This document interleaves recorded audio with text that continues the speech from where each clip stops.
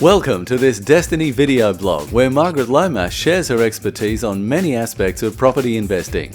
Today, we hope you enjoy listening to Margaret talking about loan-to-value ratio. I'm often asked what loan-to-valuation ratio I recommend, and unless I know the complete financial story of the person asking me, I can't really say. There's no ideal or recommended LVR for the general investor. Rather, each investor has a specific debt level which suits their own needs for income, growth and risk.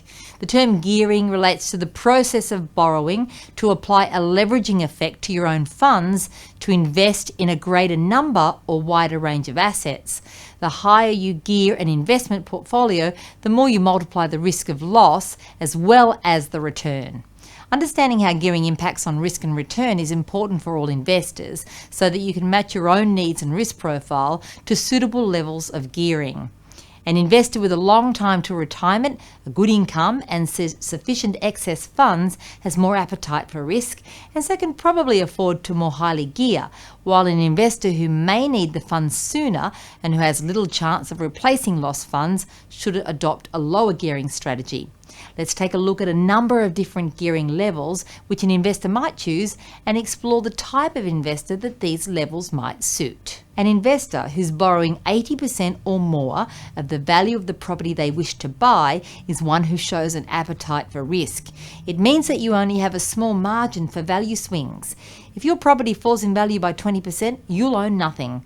You should not borrow to these levels if you're nearing retirement, have job instability, or if you currently have no capacity to save or invest in additional assets besides the property that you're borrowing for. An investor with a medium time frame in which to invest, relative job security, and an income which can facilitate additional debt repayment or additional investing, as well as a mid-range attitude to risk, can choose an LVR within this range.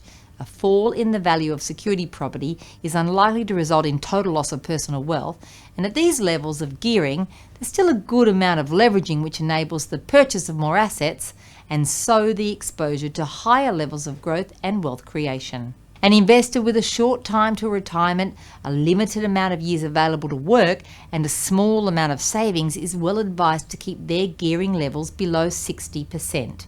At this level, a good margin is built in to ensure that the family home assets aren't likely to be put at risk and that, should property values fall, a nest egg in the form of remaining equity still exists.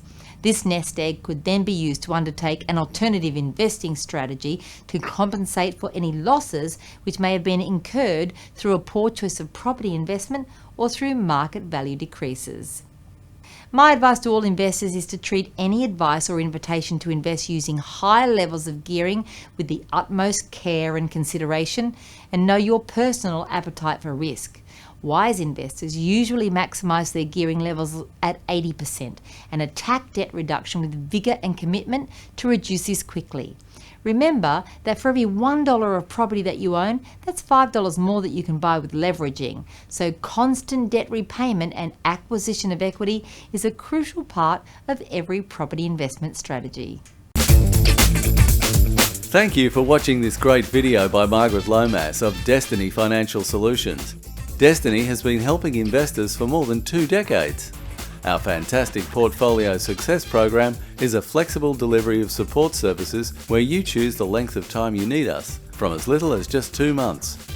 To find out more or to have a free obligation consultation, call us on 1300 693 378 or visit our website destiny.com.au.